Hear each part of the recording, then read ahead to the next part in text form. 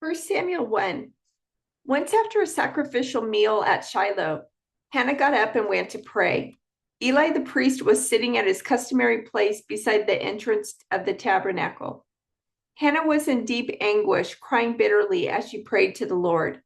And she made this vow, O Lord of heaven's armies, if you will look upon my sorrow and answer my prayer and give me a son, then I will give him back to you, and he will be yours for his entire lifetime. And as a sign that he has been dedicated to the Lord, his hair will never be cut. As she was praying to the Lord, Eli watched her, seeing her lips moving but hearing no sound. He thought she had been drinking. Must you come here drunk? He demanded. Throw away your wine.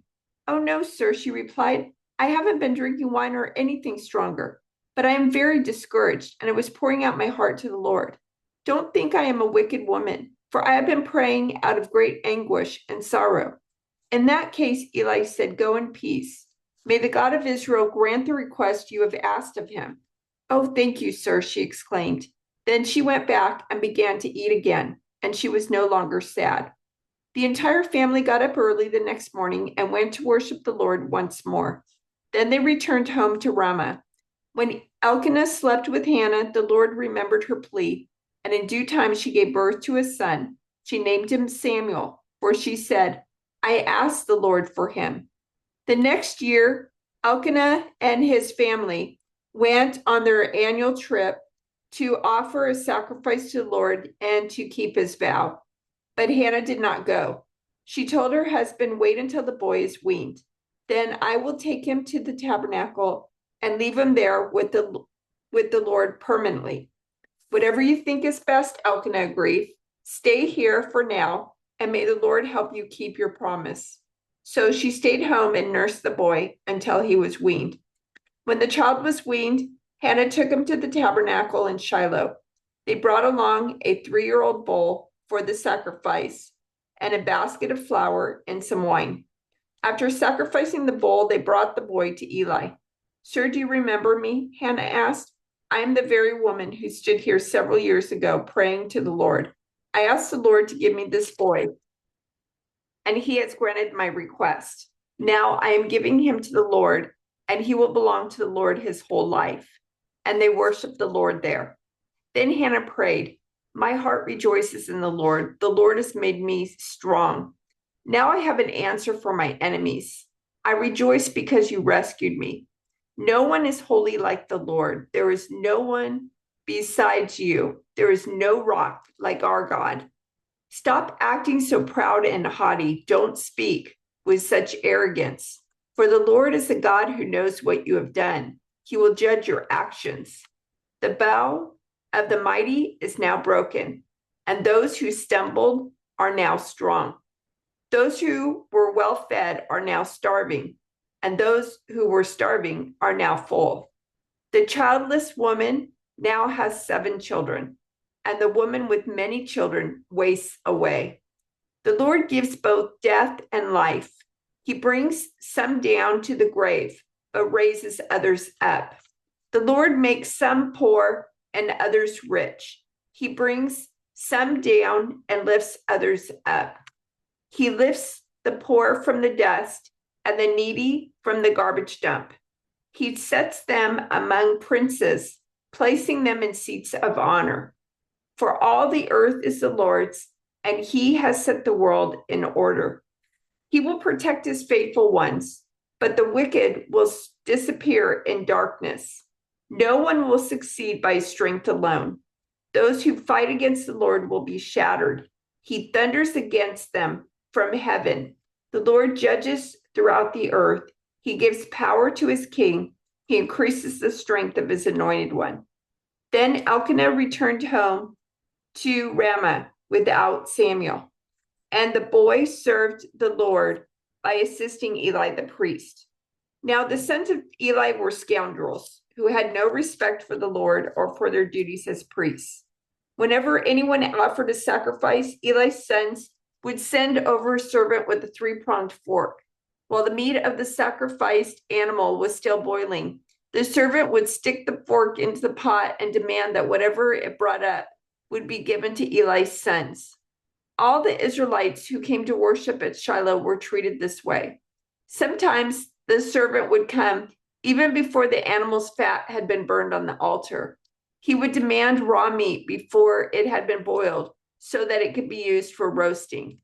The man offering the sacrifice might reply, "Take as much as you want, but the fat must be burned first." Then the servant would demand, "No, give it to me now, or I'll take it by force." So the sin of these young men was very serious in the Lord's sight, for they treated the Lord's offerings with contempt. But Samuel, though he was only a boy, served the Lord. He wore a linen garment like that of a priest.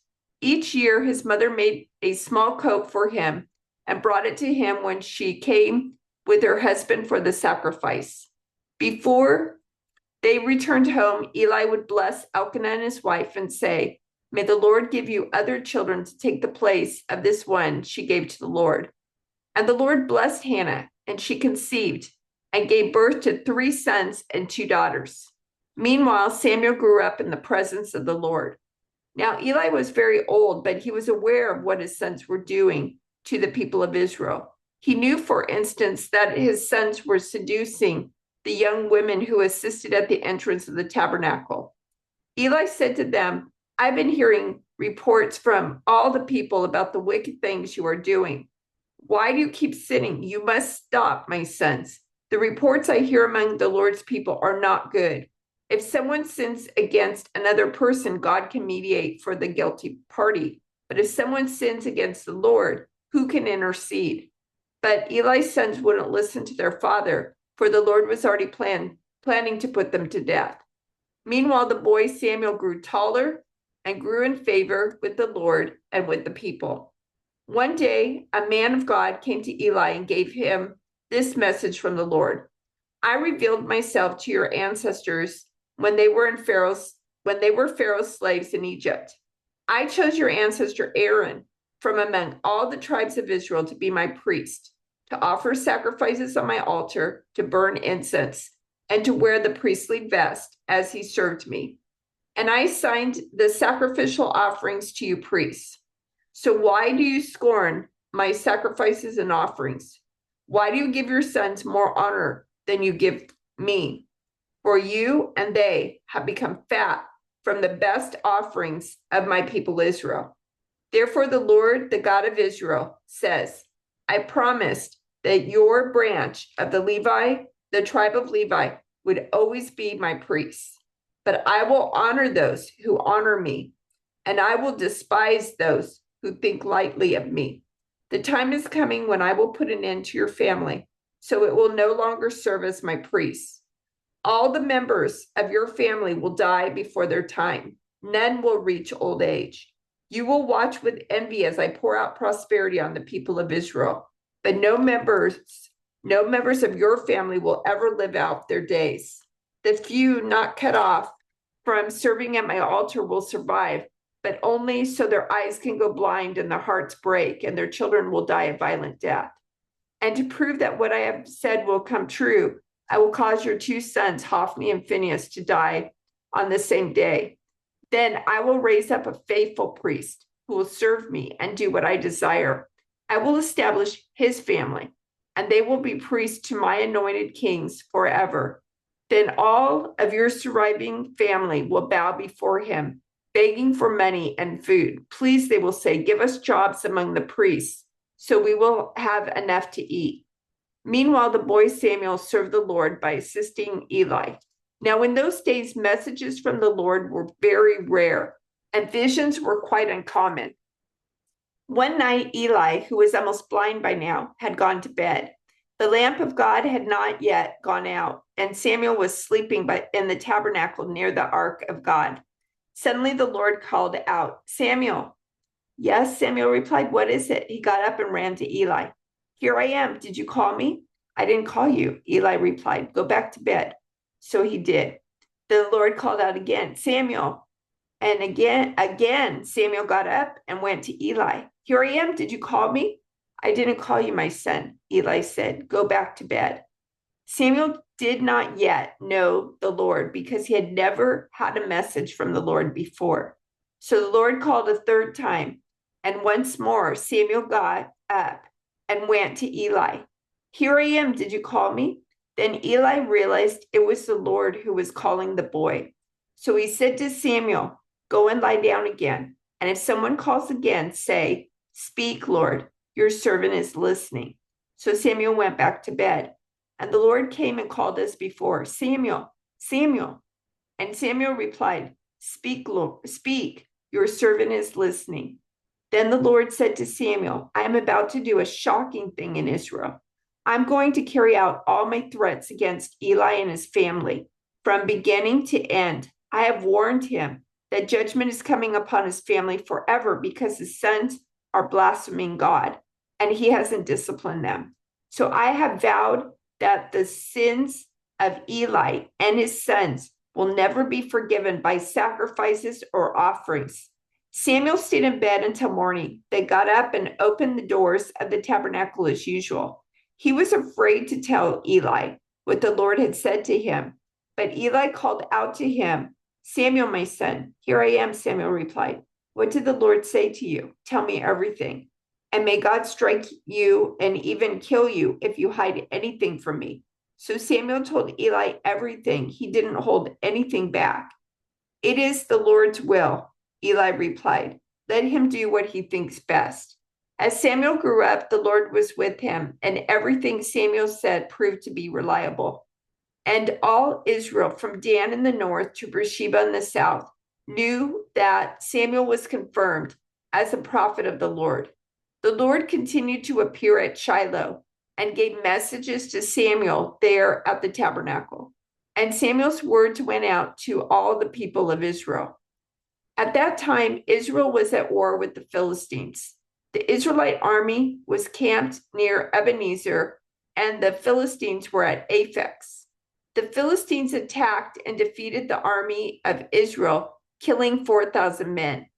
After the battle was over, the troops retreated to their camp, and the elders of Israel asked, "Why did the Lord allow us to be defeated by the Philistines?" Then they said, "Let's bring the Ark of the Covenant of the Lord from Shiloh. If we carry it into battle with us, it will save us from our enemies." So they sent to Shiloh to bring the Ark of the Covenant of the Lord of Heaven's armies, who is enthroned between the cherubim. Hophni and Phinehas, the sons of Eli, were also there with the Ark of the Covenant of God. When all the Israelites saw the Ark of the Covenant of the Lord coming into the camp, their shout of joy was so loud it made the ground shake. "What's going on?" the Philistines asked. "What's all the shouting about in the Hebrew camp?" When they were told it was because the Ark of the Lord had arrived, they panicked. "The gods have come into their camp," they cried. "This is a disaster. We have never had to face anything like this before. Help!